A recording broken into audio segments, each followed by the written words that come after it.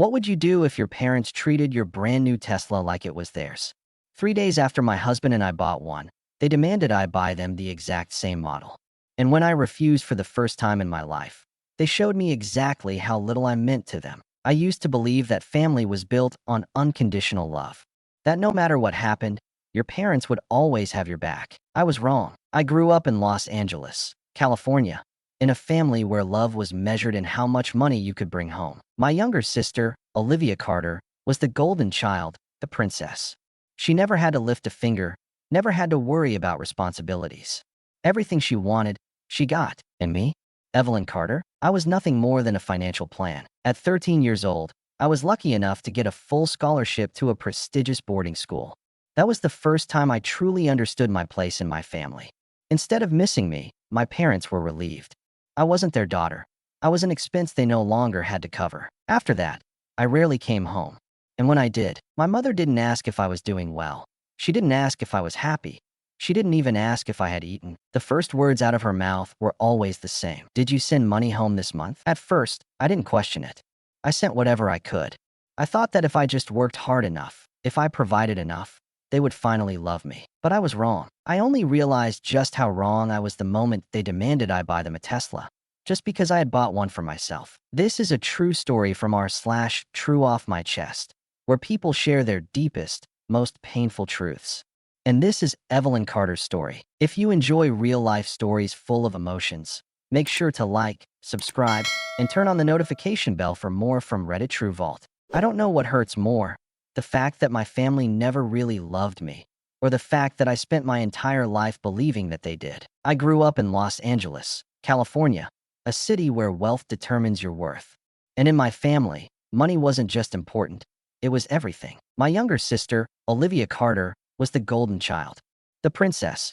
She was the type of girl who never had to struggle for anything, because mom and dad made sure she never had to. And me? I was just their backup plan. I don't think my parents ever hated me, but they also never loved me, not in the way parents are supposed to. I was just useful. Unlike Olivia, I was responsible. I did my homework, cleaned up after myself, never threw tantrums. But instead of rewarding me, they saw me as the perfect person to rely on. At first, it was small things. Evelyn, can you clean up Olivia's toys? Evelyn, let Olivia have the last cookie. She's younger than you. Evelyn, can you help mom with dinner while Olivia rests? It was always about Olivia. I wasn't jealous, not at first.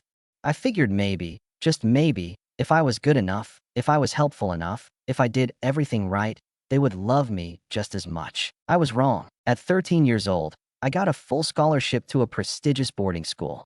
It was the kind of school kids dreamed about: elite education, endless opportunities, a guaranteed future. I thought my parents would be proud, but when I told them the news, mom looked irritated. "You're going to leave us?" she asked, like I was personally betraying her. Dad just scoffed. "That's nice, but what about Olivia? She'll miss you." Not a single congratulations. Not a single, "We're proud of you." Just guilt, disappointment, and the realization that they didn't care about my success, only about what they were losing. From that point on, I became an outsider in my own family. I wasn't home much after that. I was too busy studying, working, trying to build a life for myself. And every time I did go home, the first thing mom would ask was never, "How are you? How's school? Do you need anything?" Instead, her first question was always, "Did you send money home this month?" At 18, I went to college, fully funded by scholarships and my own part-time jobs.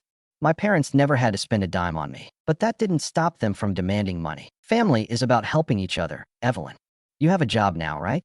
You can send a little something home. Olivia doesn't have a job yet. You should help out more. I should have seen the red flags, but I was so desperate for their approval, so desperate for love, that I just kept giving. Olivia, of course, never worked a day in her life. Mom and dad paid for her tuition. They bought her a brand new car at 18. She lived at home rent-free, didn't have to contribute a single dollar. Meanwhile, I was expected to pay for myself and send money home every month. And I did, because I thought that was what a good daughter was supposed to do. When I graduated and landed my first six-figure job, things only got worse. At 23, I finally had financial stability.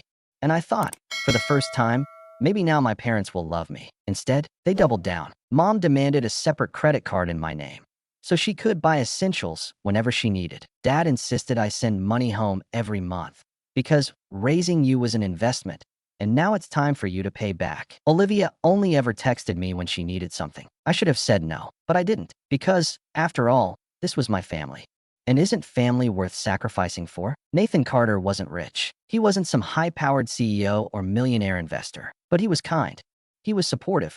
He was the first person in my life who didn't treat me like a walking bank account. For the first time ever, I felt like someone actually cared about me. After 4 years together, we got married. And when I finally brought him home to meet my parents, I naively thought they'd be happy for me. But instead, Mom didn't even ask if I loved him. She just asked, "How much does he make a month?" Dad shrugged and said, "He better be able to afford a house, or he's not worth marrying." Not once did they ask if I was happy, because my happiness didn't matter. Only my bank account did. I should have known then. But I still believed that if I kept trying, if I kept giving, they would finally appreciate me. Have you ever tried saying no? Nathan saw through them immediately. He never pressured me, never told me what to do. But one night, as I stressed over another urgent money request from my parents, he simply asked. I didn't have an answer, because I hadn't. For years, I had given them everything they wanted, hoping, praying, that they would finally love me for it. But deep down, I knew the truth. It would never be enough. 1 year into our marriage, Nathan and I made our first big purchase together, a brand new Tesla Model Y. It was the first time I had ever bought something for myself, not for my family, not for anyone else. For once, I was truly happy. And then, 3 days later, my parents demanded that I buy them one too. And for the first time in my life, I said no. And that was the moment I realized I was never their daughter. I was just their ATM. I never thought that buying a car would be the thing that exposed my family's true nature. But then again, when money is the only thing holding a family together, maybe this was inevitable. Nathan and I had been saving up for years. We weren't extravagant people, and every financial decision we made was carefully planned. When we finally decided to buy a Tesla Model Y, it wasn't just about the car. It was about freedom. For the first time in my life, I spent my own money on something that made me happy. Not for my parents. Not for Olivia. Not out of obligation. It was mine. Ours. And for 3 days, I got to enjoy that feeling. Until my parents saw it. We had driven over to my parents' house for a casual Sunday visit. Nathan was excited to show them the car, not because he thought they'd be happy for us, but because he was proud of us. Proud of the life we had built together. Looking back, I should have known better. The moment my parents' eyes landed on the Tesla, something changed. My mother's expression was almost calculating. My father, standing beside her, gave an approving nod, like he was assessing something that already belonged to him. I didn't think too much about it. Not yet. Then, my mother turned to me with the most natural, matter-of-fact tone and said, "When are you getting one for us?" At first, I thought I misheard her. Surely, she didn't mean what I thought she meant. I laughed, assuming it was some weird joke. But the look on her face made my stomach drop. She was serious. They genuinely expected me to buy them a Tesla too. I tried to push back, tried to rationalize. Did they even understand how much these cars cost? Did they think we were made of money? But my mother simply waved off my concerns. She told me that I had the means to do it, so I should do it. "You have money, Evelyn. You should be taking care of your parents." That was the moment I realized this wasn't about a car. This was about control. This was about ownership. I had always known that, to them, I was a source of financial support, but I had never truly understood the depth of their entitlement until now. So, for the first time in my life, I said the one word I had never dared to say before. No. The air changed instantly. For a second, no one spoke. My mother just blinked, as if struggling to comprehend what had just happened. My father's face hardened. Olivia, who had been scrolling through her phone, scoffed loudly. Then it started. The guilt tripping. The rage. I could see my mother's lips pressed together, her eyes narrowing. She said something about how much they had sacrificed for me, how they had raised me, how I wouldn't be where I am today without them. My father added that family takes care of each other. Olivia, still on her phone, let out a dramatic sigh and mumbled something about me always acting like I was better than them just because I had a good job. And then my mother did what she always did when she didn't get her way. She started crying. She went on about how disappointed she was in me, how she had thought I was different, that she never imagined I would be so selfish. Selfish. That word hit harder than I expected, because for years, I had given them everything.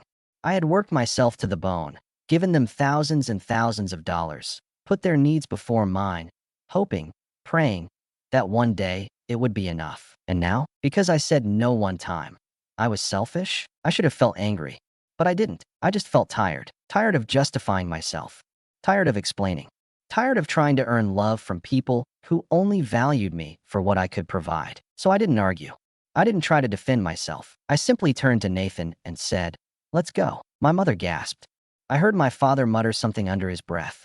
Olivia scoffed again, calling me dramatic. But I didn't stop. I walked out of that house, knowing for the first time in my life that I wasn't coming back. 3 hours later, my phone exploded with notifications. And when I saw what my mother had posted on Facebook, I realized the nightmare was just beginning. I didn't think they could sink any lower. I was wrong. 3 hours after I walked out of my parents' house, my phone wouldn't stop buzzing. Calls, texts, notifications, one after another. At first, I thought maybe they were reaching out to apologize. Maybe, just maybe, there was a small chance they had realized how ridiculous they were being. I should have known better. I opened Facebook and there it was. My mother had made a public post, a long, dramatic rant about how she had raised a selfish, ungrateful daughter who had abandoned her family the moment she got rich. She painted me as a monster. According to her, I had never once helped my family financially. She claimed that she and my father had sacrificed everything for me, only for me to turn my back on them when they needed me the most. The comments were flooded with sympathy. People who didn't know a damn thing about my life were saying things like, "How could she do this to you? Disgusting. Some kids forget where they come from. A daughter like that isn't worth having." And then there was Olivia. She had shared the post and added her own little paragraph about how I had always been a terrible sister, about how I never cared about my family, never did anything for them. The same Olivia who had been living off my money her entire life. I felt sick. The betrayal wasn't even the worst part. It was the realization that to them, I had never been family. I had never been their daughter, their sister. I had only ever been a bank account. Nathan found me sitting on the couch, phone clenched in my hands, staring blankly at the screen. I don't even know how long I had been sitting there. My mind was spinning, replaying every single moment I had given them everything. And now, the moment I refused, I was dead to them. Nathan sat next to me, placing a hand gently on my back. I couldn't hold it in anymore. I broke down. I cried like I had never cried before. I wasn't just crying because I was hurt. I was crying because for the first time in my life, I truly understood where I stood with them. I was never enough. No matter how much I gave, how much I sacrificed, how much I tried, it would never be enough. Nathan didn't say anything at first. He just held me, let me cry. And when I finally pulled away, eyes red and swollen, he took my hands in his and said, "This is what I was afraid of." I swallowed hard. He had warned me about this. From the very beginning, he had tried to tell me that my family was using me, but I had always made excuses. They're my family. They love me. They don't mean to be like this.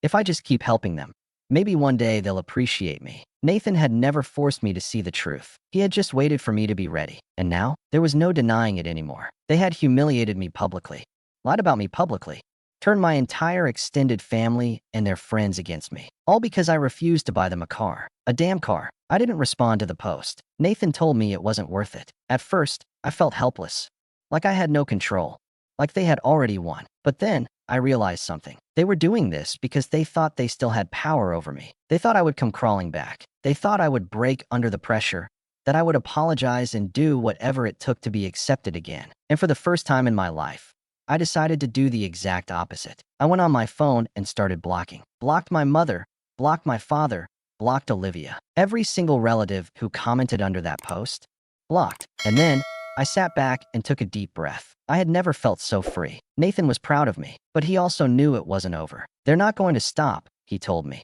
"This is just the beginning." I knew he was right, and I had no idea just how right he was. Because 3 weeks later, I found out that the Facebook post was the least of my worries. Because my bank account had been drained. And that's when I realized they hadn't just been taking my money. They had stolen my identity. I never thought checking my bank account would change my life. It was supposed to be a normal night. Nathan and I had just finished dinner, and we were sitting on the couch, planning a short getaway.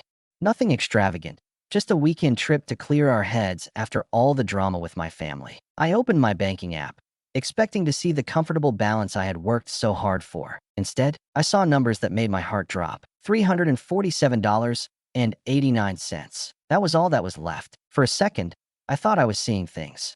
I refreshed the app, logged out, then back in. But the numbers stayed the same. Panic hit me like a truck. I scrambled to check my transaction history, scrolling through line after line of withdrawals and payments I didn't recognize. Then I saw them. Loans. Not just one. Dozens. Massive amounts. $10,000 here. $25,000 there, $50,000 withdrawn in one day. Altogether, over $500,000 gone. I felt nauseous. Nathan must have seen the color drain from my face because he grabbed my hand. What's wrong? I could barely get the words out. My money. It's gone. Nathan took my phone and scanned through the transactions. His expression went from concern to furious in seconds. Then he found something that made his entire body go stiff. He turned to me, voice low. Eve, these loans, they're in your name. That's when I knew. It wasn't just stolen money. They had stolen my identity. I don't even remember calling the bank. Everything felt like a blur, like I was watching someone else live this moment. I answered the security questions, waited as they pulled up my account history, prayed there was some mistake. But there wasn't. When the representative spoke, her words cut through me like a knife. Yes, ma'am.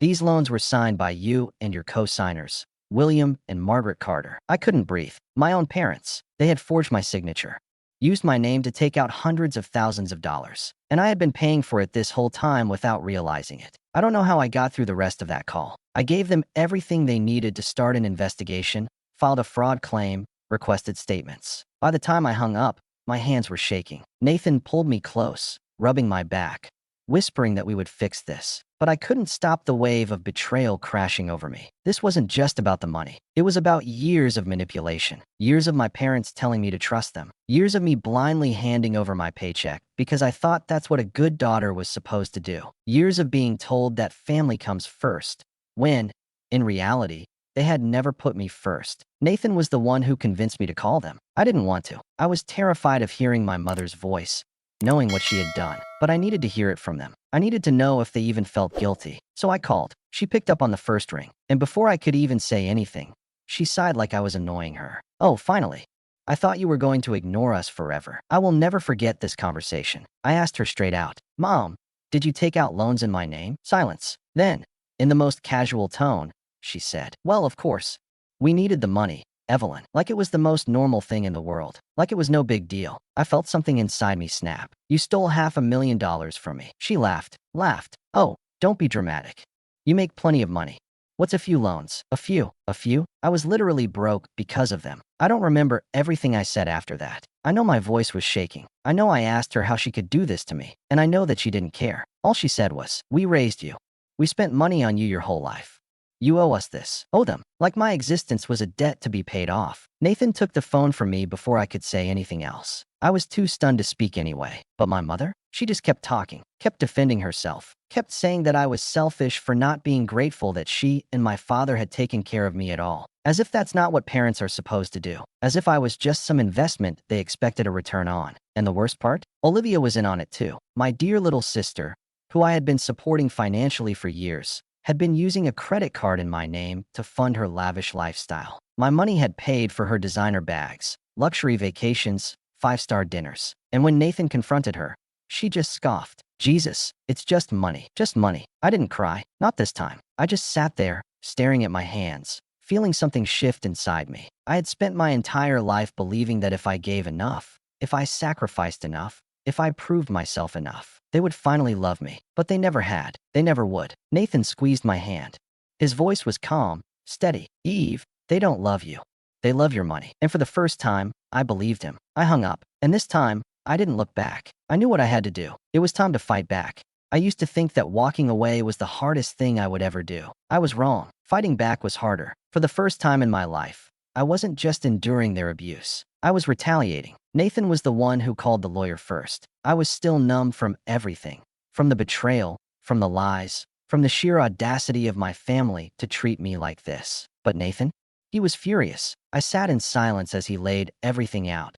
The fake loans, the forged signatures, the $500,000 stolen from me. When he finally looked at me, his voice was calm, but his eyes were deadly serious. This isn't just fraud, Eve. This is identity theft. It's a felony. They could go to jail for this. I swallowed hard. I should have felt guilty. I should have hesitated, but I didn't. For once, I felt clear. I took a deep breath and nodded. Do it. Filing the lawsuit was the easy part. What came next? That was hell. My mother was the first to reach out. Not by phone. I had already blocked them. Instead, she messaged me on Facebook. I wouldn't have even seen it if it weren't for the flood of notifications. A wall of long, rambling texts, filled with desperate pleas and thinly veiled guilt trips. At first, they were angry. Mom, You ungrateful brat. We raised you, and this is how you repay us? Dad, you have no idea what you're doing. You're going to regret this. Olivia, wow. So you're really ruining my life over some stupid money? But then came the guilt trips. Mom, Eve, please. We're family. You can't let this happen. Dad, do you really want to see your own parents in jail? Olivia, MOM is crying. Are you happy now? I wasn't happy, but I wasn't sad either. I was done. That's when I decided to go public. If they wanted to paint me as the villain, fine. But I was going to tell the whole story. So I sat down, took a deep breath, and I started typing. I posted everything. How they had manipulated me for years. How they had stolen my money, forged my name, and gaslit me into thinking it was my duty to fund their lives. How they had never loved me, only what I could provide. I posted bank statements, copies of the fraudulent loans, evidence that proved every single word I wrote. Then I hit publish. The internet exploded. I had expected some support, but I hadn't expected the sheer outrage from strangers who saw right through my family's lies. Comments poured in. Thousands, tens of thousands. People shared my story, called my parents and Olivia leeches, con artists, criminals. And for the first time in my life, I wasn't alone. I think that's when my parents realized they had lost control of me, that they had pushed too far. Because after that, the begging started. I had imagined this moment countless times. I used to think I would be terrified standing in court, facing my parents. I thought I would feel guilty for bringing them to justice. But as I walked into the courtroom, I felt nothing. I was no longer the little girl trying to win their love. I was no longer the older sister trying to prove my worth. I was no longer their financial safety net. I was Evelyn Carter, a woman who had finally taken back control of her life. My lawyer presented everything. The forged signatures, the massive debt under my name, the years of financial fraud my family had committed. Olivia sat stiffly, her face pale. My mother glared at me with unfiltered hatred. My father looked defeated, as if, for the first time, he realized that actions had consequences. The judge turned to me and asked the question I had already answered in my heart. Ms. Carter, how would you like to proceed? I didn't hesitate. Let the law handle it. That was the moment I severed all ties. No more pity. No more obligation. No more family. After the trial, I stood outside with Nathan. The Los Angeles sun burned bright in the sky, but I couldn't feel its warmth. I should have felt victorious. Instead, all I felt was an unfamiliar emptiness. I glanced toward the people who once called themselves my family. Olivia wouldn't even look at me. My mother's eyes blazed with resentment, as if I were the villain in all of this. And my father, he just looked old, beaten, like a man who had finally run out of excuses. Not that it mattered anymore. Nathan squeezed my hand. It's over. And for the first time, I believed him. A week later, we packed our bags. Nathan and I had made the decision to leave Los Angeles. This city had never felt like home, and now, after everything, it was nothing but a graveyard of bitter memories. We sold our apartment, packed only what mattered, and drove away without a single glance in the rearview mirror. For the first time in years, I wasn't afraid of checking my phone. No more frantic messages from my mother demanding money. No more guilt-tripping texts from Olivia. No more waking up to see my name smeared online. I had blocked them everywhere. They had no access to me, to my finances, to my life. I was finally free. We settled in a quiet coastal town, far from the chaos. It wasn't extravagant, but it was peaceful. The kind of place where the air smelled of salt and fresh coffee, where people actually smiled when passing each other on the streets. I woke up to waves instead of stress-induced headaches. One evening, as Nathan and I sat on the beach watching the sunset, he studied me for a long moment before speaking. You look different. I raised an eyebrow. Different how? He smiled, brushing a strand of hair from my face. Lighter. Like you're not carrying the weight of the world anymore. I let his words sink in. He was right. For the first time in my life, I wasn't living for someone else. I wasn't working myself to death for validation that would never come. I wasn't sacrificing myself for people who only saw me as an ATM. I was just me, Evelyn Carter, and that was enough. I never spoke to my parents or Olivia again. I heard through distant relatives that they were struggling, financially, socially, in every way imaginable. Without my money, their entire world collapsed. I should have felt guilty, but I didn't. They had years, decades, to treat me like a daughter, like a sister. They chose greed instead. So when I walked along the shoreline, feeling the ocean breeze kiss my skin, I didn't think about them. I didn't wonder if they missed me, or if they had learned their lesson. I was thinking about the future Nathan and I were building. A future without guilt. A future without manipulation. A future that, for the first time, truly belonged to me.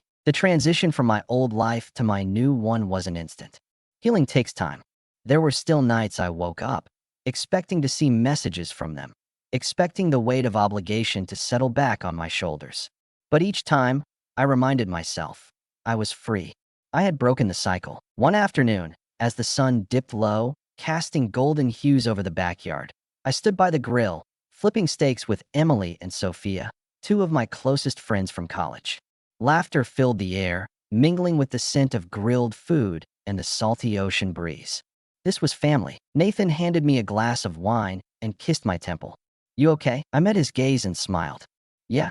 For the first time, I really am." I had spent my entire life chasing love from people who never truly cared. But love was never something I had to buy. It was something freely given. Family isn't about blood. It's about love. If they only see you as an ATM, it's time to walk away. I had walked away, and I had never looked back. This is a true story from our /True Off My Chest, shared by Evelyn Carter. If you enjoy real-life stories filled with emotions, don't forget to like, subscribe, and turn on the notification bell for the latest videos from Reddit True Vault.